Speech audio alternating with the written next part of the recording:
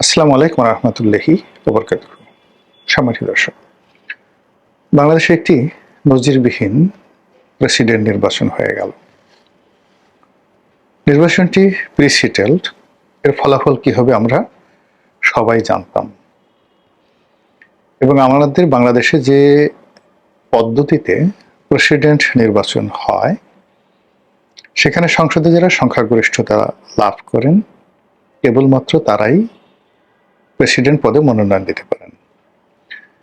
দ্বিতীয়ত, সংসদে যে আর্টিকেল 70 রয়েছে আমাদের সংবিধানে, সেই সংবিধানের আর্টিকেল 70কে অতিক্রম করে দলীয় প্রার্থীর বিরুদ্ধে গিয়ে অন্য দলের রাষ্ট্রপতি প্রার্থীকে ভোট দেওয়া অসম্ভব বিষয়। সেক্ষেত্রে জামাতের যে প্রার্থী, তো সেই প্রার্থী ডক্টর কর্নেল অলি আহমেদ, তো ওনার বিরুদ্ধে জামাতের কারোর একটা ভোট দেওয়ার কোনো সুযোগ ছিল না। ওদিকে বিএনপি যাকে মনোনয়ন দিয়েছেন মির্জা ফখরুল ইসলাম আলমগীর, তার বিরুদ্ধেও বিএনপির কারোরই ভোট না দেওয়ার কোনো রকম সুযোগ ছিল না। আর এই কাজ কেউ করলে সঙ্গে সঙ্গে তার সংসদ সদস্যপদ চলে যেত। তো সেক্ষেত্রে বিএনপির মনোনয়ন প্রাপ্ত মির্জা ফখরুল ইসলাম আলমগীর সাহেব রাষ্ট্রপতি হবেন। এতে নতুন কিছু ভাবার স্কোপ নেই, করার কিছু নেই। যদি প্রাকৃতিক কারণে নির্বাচনের আগে কোনো প্রার্থীর যদি কোনো দুর্ঘটনা না ঘটে, অর্থাৎ হযরত জিবরাইল আলাইহিস সালাম যদি তাদেরকে সালাম কালাম না করেন, তাহলে ওই বিএনপির মনোনয়ন যিনি পেয়েছেন তার রাষ্ট্রপতি হওয়ার পথে আর কোনো বাধা নেই। এগুলো এক। 2 নম্বর হলো যে আমাদের রাষ্ট্রপতি পদটি আনাকুম জানাকুম আলাম সালাম কালাম দিবে। রাষ্ট্র যাদেরকে গুরুত্বপূর্ণ মনে করবে, তথ্য মন্ত্রণালয়ের একটা লিস্ট আছে, ডিজিএফআই এনএসআই এর একটা লিস্ট আছে, তারপর সরকারের একটা লিস্ট আছে। তো এই লিস্টটি মন্ত্রণালয় থেকে যায়, রাষ্ট্রপতির দপ্তর থেকে 4-5টি অনুষ্ঠান করে বছরে। সেই অনুষ্ঠানে এই আমন্ত্রিত অতিথিরা গিয়ে পোলাও কুরমা কালিয়া কোপ্তা খায় এবং তারা বিরাট কিছু রাষ্ট্রপতির ওখানে দেখা করে আসলাম।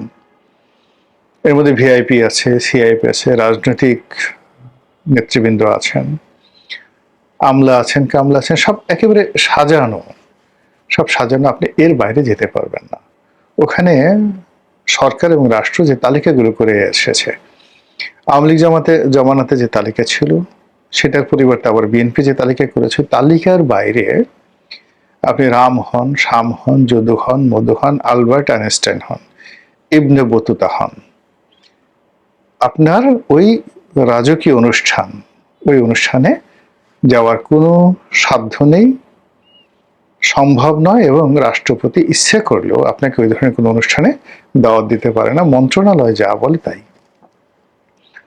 এর বাইরে তার কিছু রুটিন কাজ আছে, জানাজায় অংশগ্রহণ করা, বিভিন্ন সমাবর্তনে অংশগ্রহণ করা, প্রধান বিচারপতির শপথ পাঠ করানো থেকে শুরু করে এই কাজগুলো প্রধানমন্ত্রীর পরামর্শে তাকে কিছু কাজ করতে হয়, আর কিছু তার ইনহেরেন্ট পাওয়ার রয়েছে।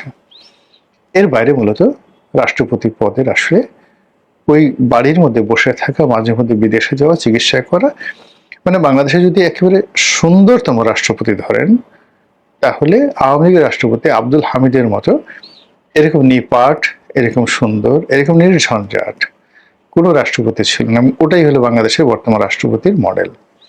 তো যখন নতুন বিপ্লব হলো, জুলাই বিপ্লব হলো, তখন সবাই বললো যে আমরা এরকম রাষ্ট্রপতি চাই না, আমাদের রাষ্ট্রপতি হতে হবে পাকিস্তানের মতো, গোলাম মোহাম্মদের মতো, যেখানে কন্টেম্পোরারি সেনাবাহিনী প্রধানের ক্ষমতা, প্রধানমন্ত্রীর ক্ষমতা এবং রাষ্ট্রপতির ক্ষমতার মধ্যে একটা ভারসাম্য থাকবে।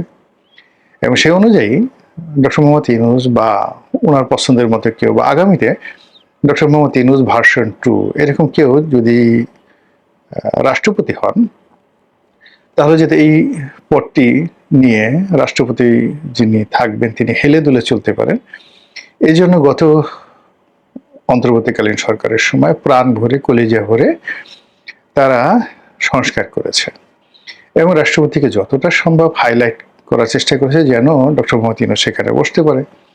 কিন্তু বিএনপি এসে দেখলো যে আরে আল্লাহ, আমরা যদি এই রাষ্ট্রপতির ক্ষমতা বাড়াই তাহলে তো আমাদের নেতা তারেক রহমান সাহেবের ক্ষমতা থাকে না। আমরা এত বছর পর ক্ষমতা এলাম, রাষ্ট্রপতি এক ধরনের কথা বলবে, রাষ্ট্রপতি জামাতের কথা মতো চলবে, এনসিপির কথা মতো চলবে, আমেরিকার কথা মতো চলবে, আর আমরা বসে বসে আঙ্গুল চুষবো, এটা তো হয় না। ফলে কি হলো, ওই যে আওয়ামী লীগ আমলে বা তারও আগে যেভাবে আমাদের একটি সাংবিধানিক পদ হিসেবে রাষ্ট্রপতির পদটি অলংকারিক হিসেবে আছে, ওইভাবেই এবার অলংকার হিসেবে এই পদটি রয়ে গেল।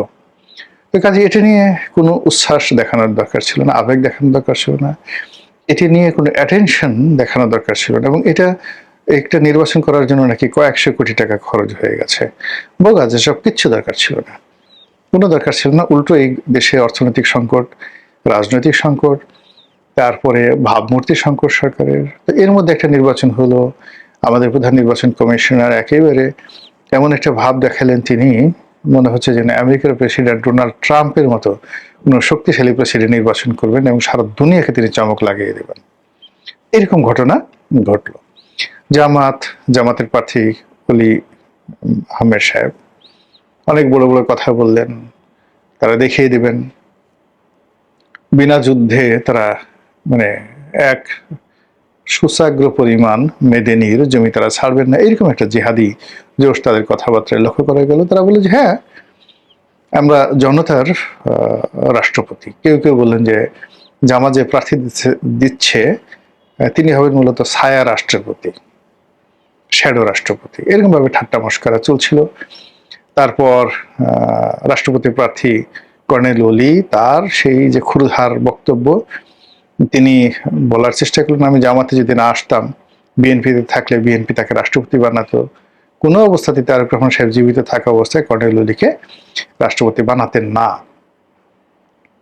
তো এরকম অবস্থা, যাই হোক, এখন সেই রাষ্ট্রপতি নির্বাচন হলো।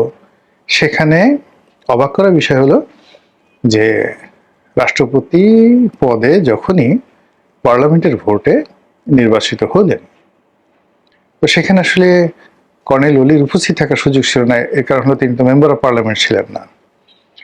দ্বিতীয়ত ওখানে মির্জা ফখরুল সাহেব নির্বাচিত হওয়ার সঙ্গে সঙ্গে সবাই উঠে পড়ে লাগলো তার সঙ্গে কোলাকুলি করার জন্য, ফুল দেওয়ার জন্য, এবং পার্লামেন্টের মধ্যে তাকে নিয়ে টানাটানি।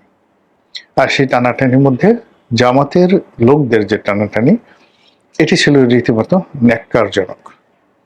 এখানে হলো যে আপনি একজন রাষ্ট্রপতিকে সম্মান জানাবেন, স্যালুট দিবেন, হ্যান্ডশেক করবেন, কোলাকুলি করবেন, দেয়ার ইজ এ ডিসেন্সি।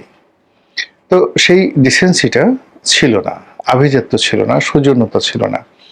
তারা যে কাজটি করলো সেটা হলো তারা সেই যে যার মতো করে তাকে অভ্যর্থনা জানানো শুরু করলো। কিন্তু যে ছবিটি বা ভিডিও দৃশ্যটি একেবারে রীতিমতো ভাইরাল হয়ে পড়েছে, সেটি হলো জনৈক জামাতের সংসদ সদস্য, তিনি মির্জা ফখরুলকে প্রচন্ড শক্তি দিয়ে বুকে জড়িয়ে ধরলেন।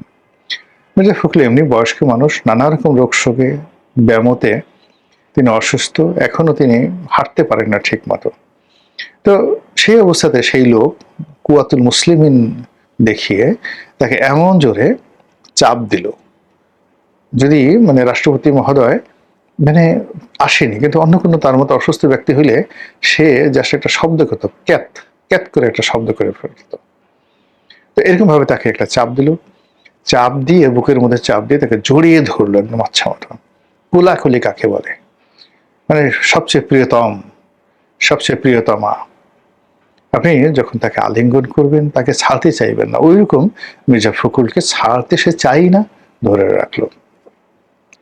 এখন কোলাকুলি করার আগে বা পরে আমরা তো এটা বুঝতে পারিনি, একবার কিংবা দুইবার এটা আমরা বলতে পারবো না, কিন্তু তিনি বারবার একেবারে ছোট একটা বাচ্চা বা শিশু বা একেবারে বুড়া মানুষ যার কোনো চলৎ শক্তি নেই, এরকম একটা লোকের দুই সোপার উপর হাত দিয়ে, আমরা যেমন একটা ছোট বাচ্চার দুই সোপা গালের উপর হাত দিয়ে তার কপালে চুম্বন করি, বুড়া মানুষের কপালে চুম্বন করি, সন্তানের গলায় চুম্বন করি, ওইভাবে মির্জা ফখরুলের দুই গালের উপরে হাত রেখে বেচারার একেবারে কপালের উপর জোরে একটা চুম্মা লাগিয়ে দেওয়া হলো।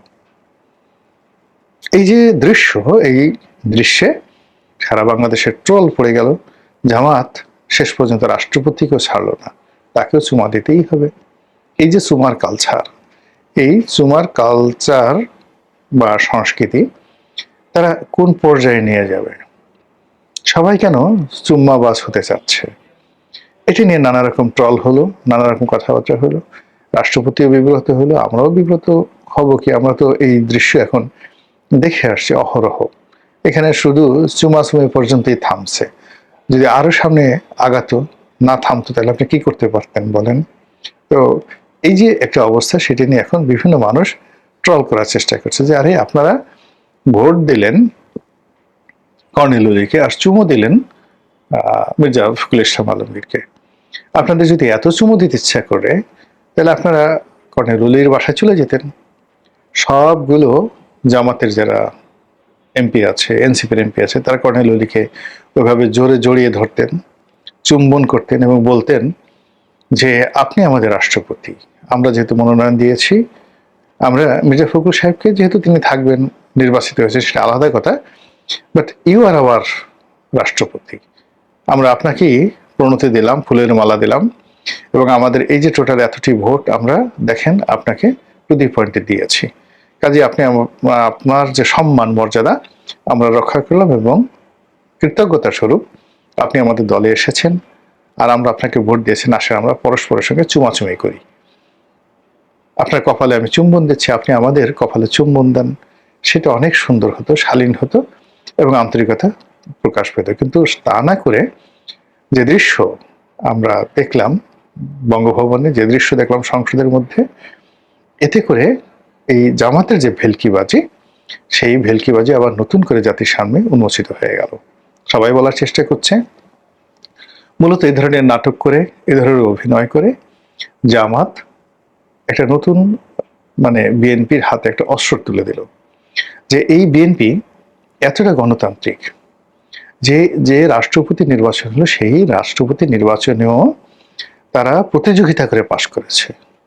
যেভাবে এই ত্রয়োদশ জাতীয় সংসদ নির্বাচনে তারা তুমুল প্রতিযোগিতা করে বিজয়ী হয়েছে, একইভাবে রাষ্ট্রপতি নির্বাচনে তারা অতীতের দৃষ্টান্ত মতো হয়নি, তারা প্রতিযোগিতা করে নির্বাচন করেছে।